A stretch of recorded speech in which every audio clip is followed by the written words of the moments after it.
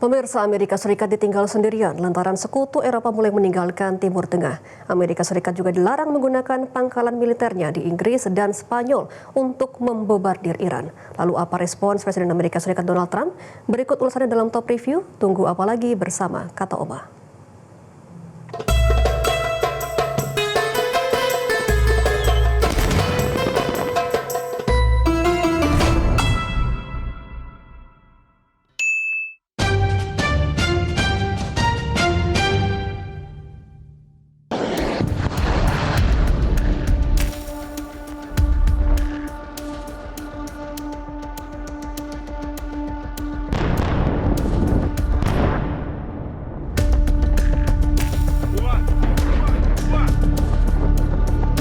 Zionis Israel dan Amerika Serikat terus menyerang wilayah Republik Islam Iran pada Kamis 5 Maret 2026. Serangkaian agresi udara dilancarkan dengan masif ke ibu kota Iran, Teheran. Zionis Israel dan sekutunya menargetkan area sipil, sementara itu sistem pertahanan udara Iran terus diaktifkan untuk menghalau serangan-serangan Zionis di Teheran, Mashhad, hingga Tabriz. Zionis Israel dan Amerika Serikat tercatat telah membunuh lebih dari 1.000 warga, termasuk 180 anak-anak. Di sisi lain, Republik Islam Iran melalui Korps Garda Revolusi Islam Iran atau IRGC juga melancarkan serangan balasan dengan membombardir fasilitas militer Amerika Serikat di Kuwait dan Bahrain pasca tewasnya pemimpin Ayatollah Ali Khamenei. Dalam video yang dirilis, IRGC memperlihatkan peluncuran rudal-rudal pada gelombang ke-17 sebagai bagian dari operasi True Promise 4 atau operasi Janji Setia 4. Operasi dengan kode Ya Rasulullah ini meluncurkan 40 rudal yang telah menghancurkan fasilitas musuh di Kuwait dan Bahrain.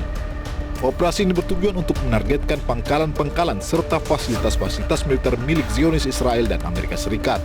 Balasan Iran masih terus berlangsung pasca agresi yang dilakukan oleh Zionis Israel dan Amerika Serikat sejak hari Sabtu 28 Februari 2026. Iran juga merilis video peluncuran rudal ke-18 yang diluncurkan pada hari Rabu malam. Operasi dengan kode Ya Imam Hasan Al-Mujataba ini telah menargetkan militer Amerika Serikat di Qatar dan Bahrain. IRGC juga telah mengumumkan peluncuran rudal gelombang ke-19 dengan kode operasi Ya Hasan Ibnu Ali. Sementara itu, Korps Garda Revolusi Islam Iran kembali menembak jatuh drone Hermi milik pasukan Zionis Israel. Drone Zionis ini ditembak ketika terbang di wilayah kedaulatan Iran di Provinsi Al-Borz di kaki pegunungan Al-Borz.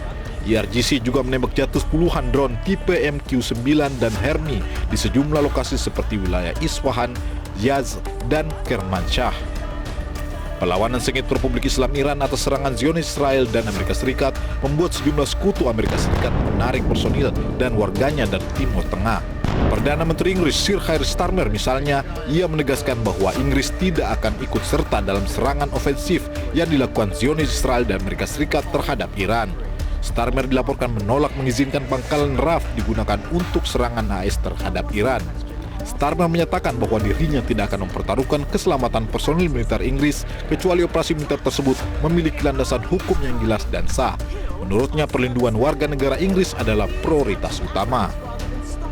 The protection of UK nationals is our number one priority. And we're taking action to reduce the threat with planes in the sky in the region, intercepting incoming strikes, deploying more capability to Cyprus, and allowing US planes to use UK bases to take out Iran's capability to strike.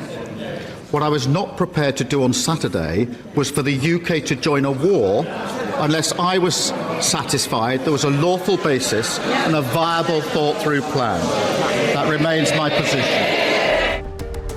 Sebelumnya, Trump juga mengecam Starmer dengan menyatakan bahwa ia bukan Winston Churchill setelah Perdana Menteri Starmer memblokir AS untuk menggunakan pangkalan-pangkalan militer dan serangan terhadap Iran. Pemimpin AS itu juga mengatakan bahwa ia tidak senang dengan Inggris. That island that you read about, the lease, okay, he made it for whatever reason, he made a lease of the island. Somebody came and took it away from him, and it's taken 3-4 days for us to work out where we can land there. It would have been much more convenient landing there as opposed to flying many extra hours. So we are very surprised. This is not Winston Churchill that we're dealing with. Tak hanya Inggris, sekutu Amerika Serikat lainnya yakni Spanyol melalui Perdana Menteri Pedro Sanchez justru menyerukan perdamaian di tengah agresi yang dilakukan Zionis Israel Amerika Serikat terhadap Iran. Spanyol secara tegas juga menolak mengizinkan pangkalan Amerika Serikat di wilayah Spanyol digunakan dalam pertempuran. Sama halnya dengan Inggris, Spanyol juga mengevakuasi 171 warganya dari Oman. Mereka dievakuasi setelah terjebak di kawasan akibat pecahnya perang di Timur Tengah. Sikap Spanyol ini berbuah ancaman embargo perdagangan dari Presiden Amerika Serikat Donald Trump. Namun pemerintah Spanyol ini mendapatkan dukungan dari warganya. Mereka percaya bahwa ancaman dari pihak AS lebih merupakan cara untuk memberikan tekanan. Realmente no, porque como estamos en bloque europeo entiendo que las amenazas esas no se van a poder llevar a cabo. Yo creo que es asustar y ver si hay respuestas respecto a ese miedo. Renggangnya hubungan Amerika Serikat dengan negara sekutu membuat posisinya terus berhadapan sendirian dengan Iran. Pasalnya, para sekutu Amerika Serikat memilih keluar sendiri dari konflik di Timur Tengah yang dimulai oleh Zionis Israel dan Amerika Serikat. Kondisi ini tentu membuat posisi militer Amerika Serikat lebih rentan, terlebih Presiden Amerika Serikat Donald Trump mengakui Iran memiliki rudal yang mampu menyerang negaranya secara langsung. Lalu apakah melemahnya kekuatan militer Amerika Serikat imbas ditinggalkan negara sekutu akan menghentikan ulah Amerika Serikat yang memantik perang di Timur Tengah? Hanya Presiden Donald Trump yang bisa menjawabnya. Jelajahi cara baru mendapatkan informasi. Download Metro TV Extend sekarang.